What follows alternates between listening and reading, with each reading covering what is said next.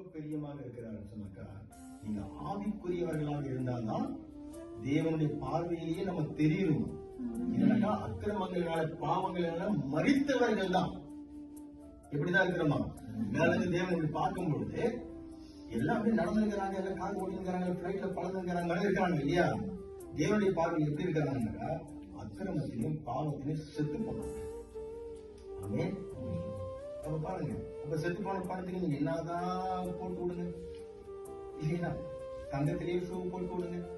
என்ன நம்ம இந்த நாடகத்துல நடிச்சு காட்டினாங்க, பெரிய பெரிய டிப்ளமா எடுத்துவாங்க, பெரிய பெரிய சர்டிபிகேட் எடுத்துருவாங்க, எல்லாத்தையும் வைங்க. ஒண்ணுமே தேவனுடைய பார்வையில தெரியாது.